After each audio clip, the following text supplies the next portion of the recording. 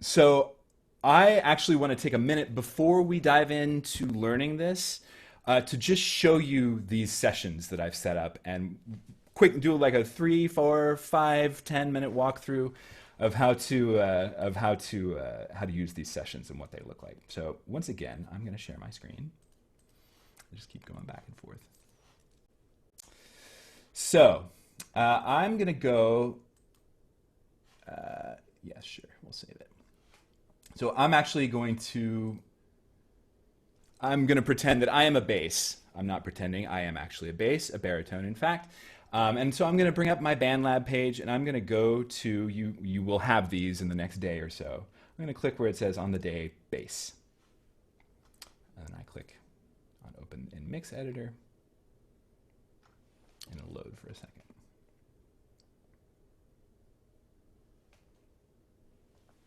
Okay, you see all the audio gear that I have appearing. Okay, so what we're looking at here, every section's session has, well, let me do this, there we go, has 3 tracks already. I'm just going to talk about them generally and then I'll go through one by one and talk about what they are. So the top track is, we'll get there in a second. The middle track is all the other parts. So this is sopranos, altos, and tenors. And the bottom track is the bass part. So as a bass, this is the session that I'm going to bring up. And so I know that, okay, Will asked me to record verse 7. So I'm going to go to verse 7. Well, how am I going to know where verse 7 is? Well, first thing I'm going to do is zoom out a little. You remember these little zoom buttons? We can zoom out, we can zoom in. And by the way, I've learned that you can also do Command left and right or Control left and right on Windows. So if we look at this top track, remember this bottom track is your bass part, or your part. This middle track is everybody else. This top track, I really put this in here for count-offs because some of the verses start like not 1, 2, 3, go. It's sort of, there's like a pause, and so we needed a 1, 2, and then let you go in. But I realized that I could also use this to sort of indicate to folks where the various verses were. So you see, it's labeled verse 1, 2, 3, 4, 5, 6, 7. Okay, so I know I want to record verse 7. So I am going to take the playhead, move it over here, and let's just listen to this. Let's listen to a little bit of it and see what we've got. Off. That little off was me giving the cutoff for the previous verse. To the healers who keep us alive, oh, a toast to your knowledge and light. Okay, so let's just focus on those 2 phrases. So, okay, Will told me to record these. I don't quite remember it, so let me listen. I just listened to it once to kind of get it in my head. I've got my sheet music here. Let me just turn up the other parts so I can hear what this sounds like in context. You all do this, right? Here we go. Let me listen one more time. I'm going to move the playhead to the beginning of verse 7. Hit play. Off. To the healers who keep us alive. To the healers who keep us alive. Oh, a toast to your courage, to your knowledge and light. Okay, cool.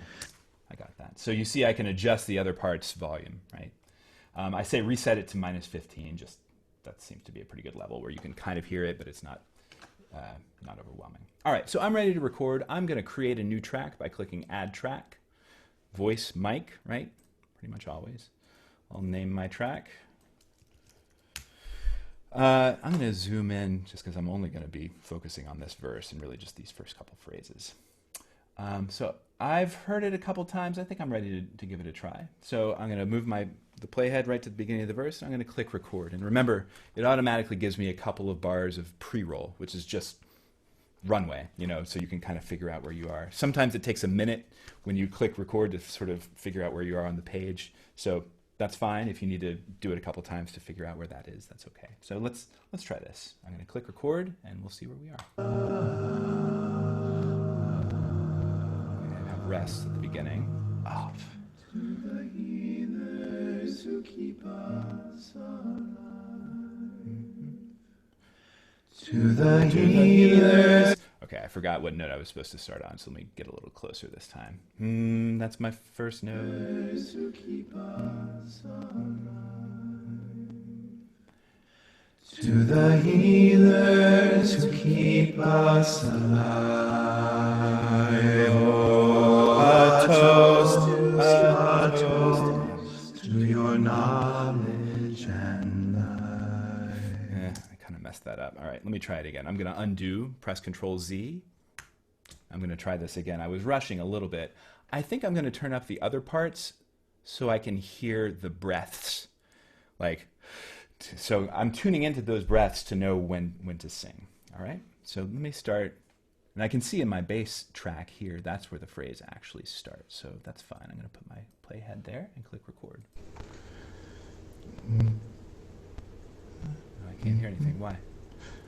I have the wrong track enabled. So once again, undo. I'm making some of these mistakes intentionally, but not all of them. Listening for the breath. To the healers who keep us alive. Oh, a toast to your knowledge and light. Now you heard I took some breaths, right? If you're singing this in chorus, you would be taking breaths because you'd be listening to the folks around you and making sure that you were stagger breathing.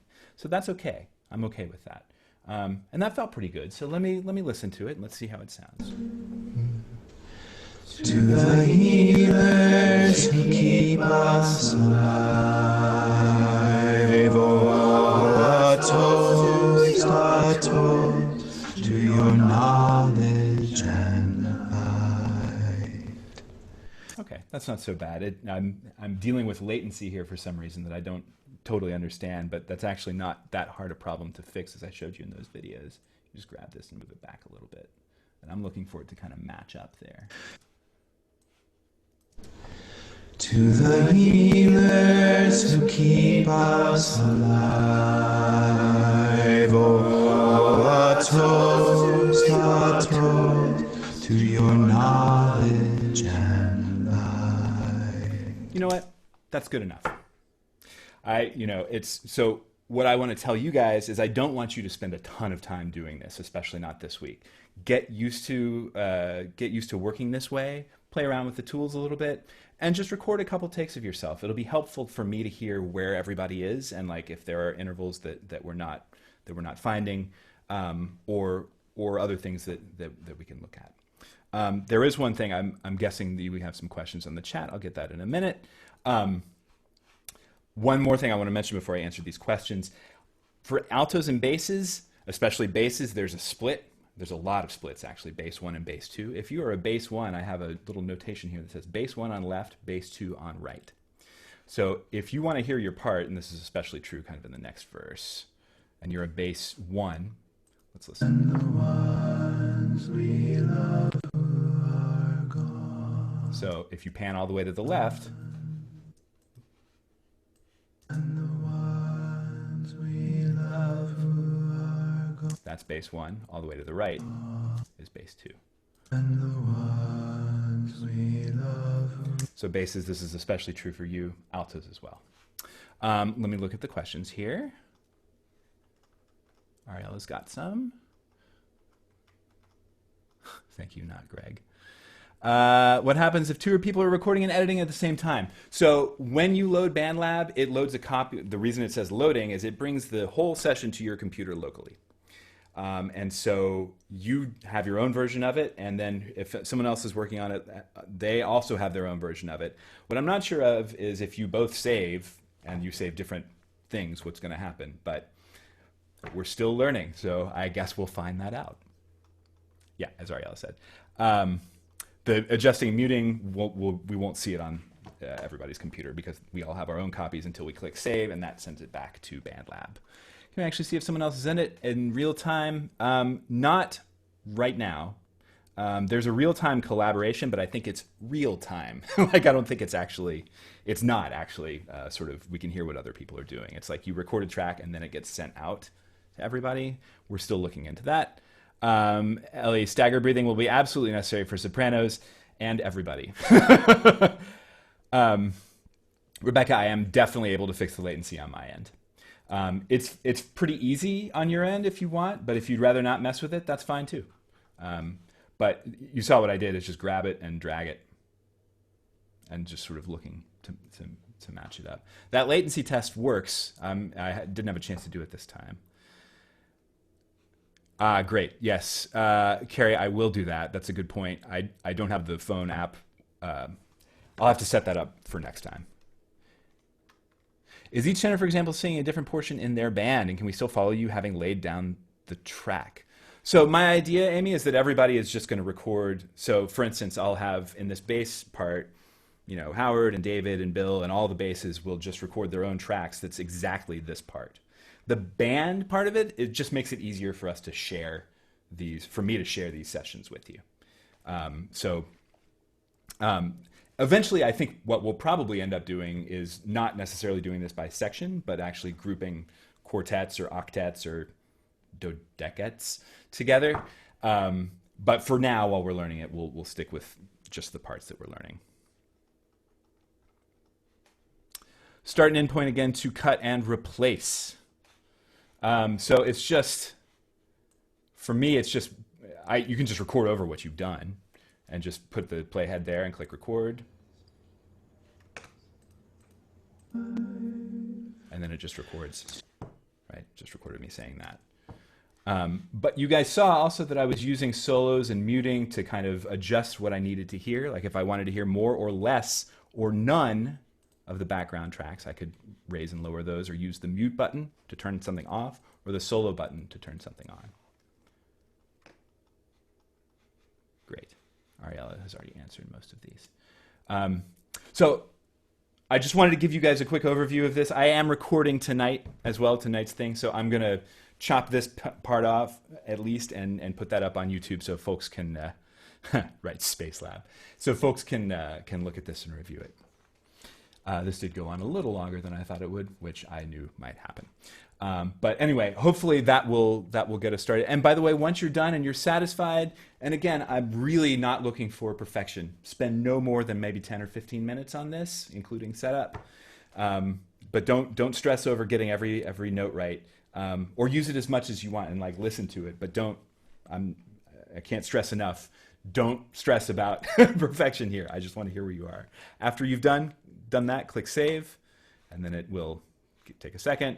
That's dimmed, spinning, last save just now.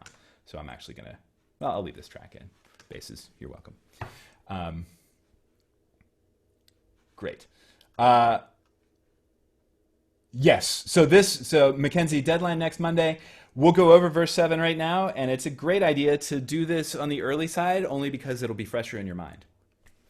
And Carrie, yes, this is, for our purposes now, this is, I think, going to stand in place of our usual sort of MP3s, just because it's so much more flexible. And I should also say, you can actually make your own, which I'll give a brief just note about. If you can just sort of turn this down as far as you want, you can make your own MP3, turn that up, and go to File, Download, Mix Down. And BandLab will put this all together and pop up after a little while an MP3 that you can save and put it on in your car as you go to work and go to get your tattoos and wherever else it is that you're going. But if you don't want to do that, if you don't want to mess with that, you don't have to. But there is a way to make your own MP3s, and it's pretty easy, as you've seen. Yes, that's true. If you forget to save, your track will vanish. So don't forget to save. Great. Okay, let's good questions. And sometimes it vanishes anyway, right? So again, another good reason not to invest a ton of time in this, but we're so in each band there will be one session, and I'll see how this one says. Of course, Greg, we're not worrying about publishing right now. I think if you click publish right now, nothing happens, or it may pop up saying something talking about mastering, and then just click cancel. Publish, I think, is actually to put it out to like the general BandLab community. Yeah, sharing it publicly. So Mackenzie, in each session there will be, I'm just going to close this. In your feed, let's go back and talk about this briefly. So you can either go to feed here and you'll see, actually it's in your projects. I have a ton here, but the top one here is on the day bass. And you, Mackenzie, will have an on the day alto, and that'll be the only one that's in there. But I also want to show you that if you go to the CBH Chorus page, and then you go down and you click on the alto session, it will just pop that up. And you can tell, I mean, you'll only be invited to the session, the BandLab file for your section. So that says on the day alto, right? So now I can, it's the same idea here. It's just the alto part instead of the bass. Cool? Great. It will be shared with you as soon as rehearsal ends.